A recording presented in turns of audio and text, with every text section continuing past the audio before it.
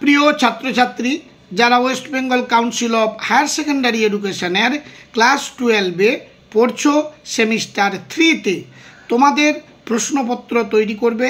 এবারে council first sem second সেমের মতো তোমাদের বিদ্যালয়গুলি প্রশ্ন তৈরি করবে না, এবং সম্ভবত পরীক্ষাও হয়তো বাইরে কোনো সেন্টারে দিতে যেতে হতে পারে। এখনও অবশ্য স্কুলগুলোতে কোনো খবর কাউন্সিল থেকে আসেনি, তবে প্রশ্নপত্র যে কাউন্সিল তৈরি করবে এ বিষয়ে নিশ্চিত।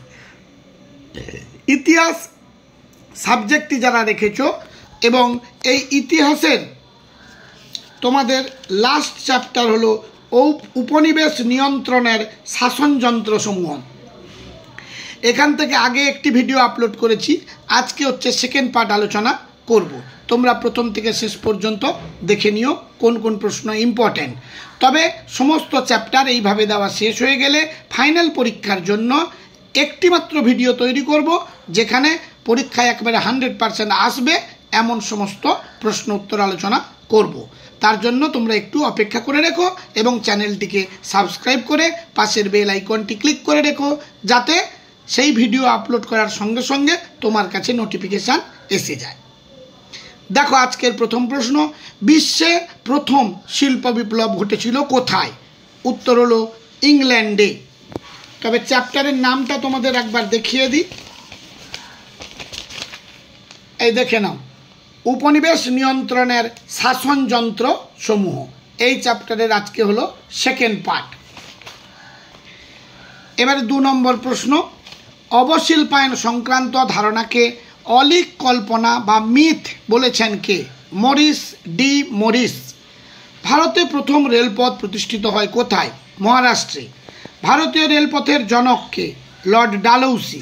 ভারতে রেলপথের সূচনা হয় কবে? 1853 খ্রিস্টাব্দে। ভারতে প্রথম রেল যোগাযোগ ব্যবস্থার সূচনা হয় কোথায়? বোম্বে থেকে থানে। গ্যারেন্টি ব্যবস্থা কোন বিষয়ের সাথে যুক্ত? রেলপথের প্রসার। পরবর্তী প্রশ্ন, অ্যাকওয়ার্থ কমিটি গঠিত হয় কি উদ্দেশ্যে? রেল ব্যবস্থার সম্প্রসারণের জন্য। বাংলার ডান্ডি নামে পরিচিত কোন অঞ্চল? হুগলি নদীর তীরবর্তী অঞ্চল। ভারতের প্রথম পাটকল স্থাপিত হয় কোথায়? রিষড়ায়, হুগলি জেলার। ভারতে প্রথম চা কোম্পানি গঠিত হয় কবে? 1839 খ্রিস্টাব্দে, অসম টি কোম্পানি। ভারতের কোন শহরকে গ্লাস সিটি অফ ইন্ডিয়া বলা হয়? ফিরোজাবাদ। ভারতের প্রথম লৌহ ইস্পাত কারখানা কোথায় প্রতিষ্ঠিত হয়?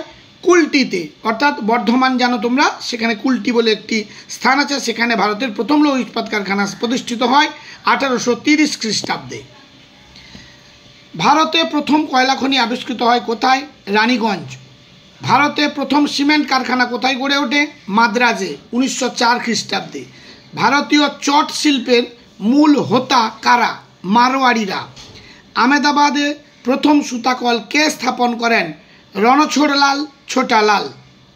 পর্তুগিজ শব্দ পোর্টো নোভা এর অর্থ কী? উত্তর হলো নতুন বন্দর।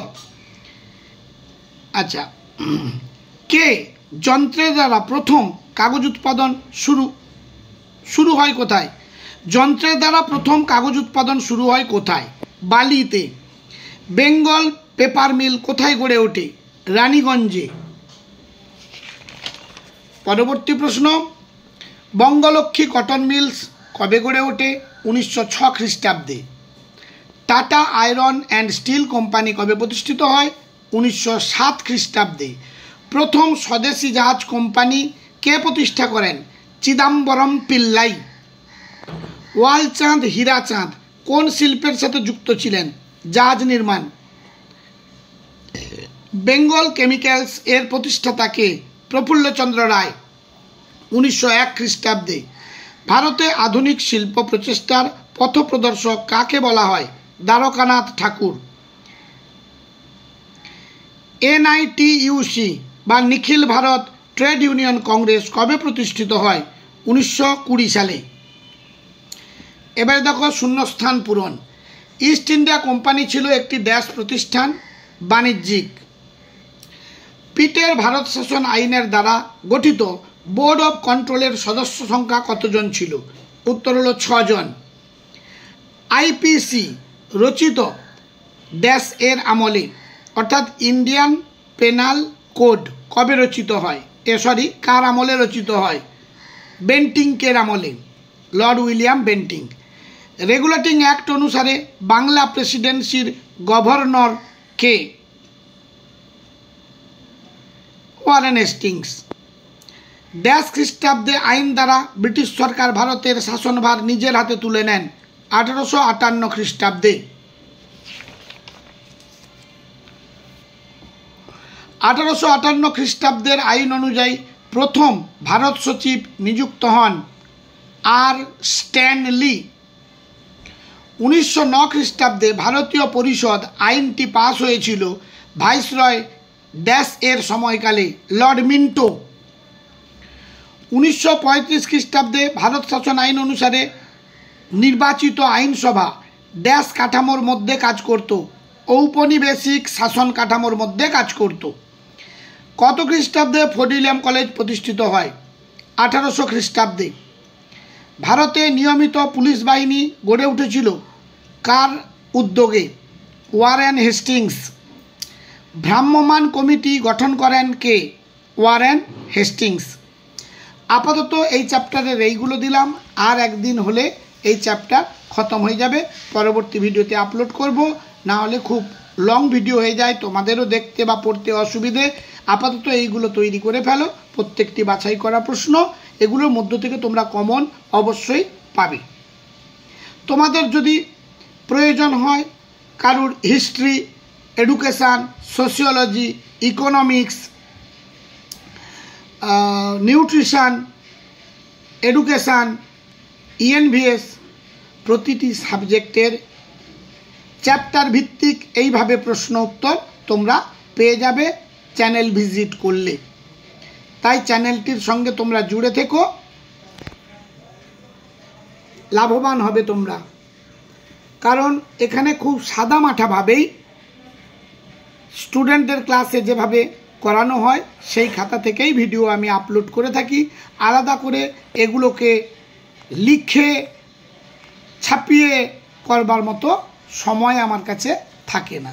তাই একটু যদি তোমরাও কষ্ট করে এগুলো দেখে নাও, উপকৃত হবে আমি আশা করি। এবং আমার দেওয়া এই সাজেশান প্রতি বছরই কিন্তু পরীক্ষায় কমন পেয়ে থাকি, তাই উৎসাহিত হয়ে এগুলো দেবার চেষ্টা করছি, তোমরাও বিশেষ উপকৃত হবে। আর একবার করে তোমাদেরকে দেখিয়ে দিলাম, এগুলো দেখে নাও। সবাই ভালোভাবে লেখাপড়া করো যাতে 40-এর 40, কারণ এবারের পরীক্ষা তো তোমরা জানো কাউন্সিল থেকেই প্রশ্ন হবে এবং 40 মার্কের 40টা প্রশ্ন বিভিন্ন টাইপের থাকবে। তোমরা সবাই তৈরি করো। আজ তাহলে এই পর্যন্ত, দেখা হবে পরবর্তী ভিডিওতে। সবাই ভালো থেকো, খুব খুব মন দিয়ে বাড়িতে লেখাপড়া করো।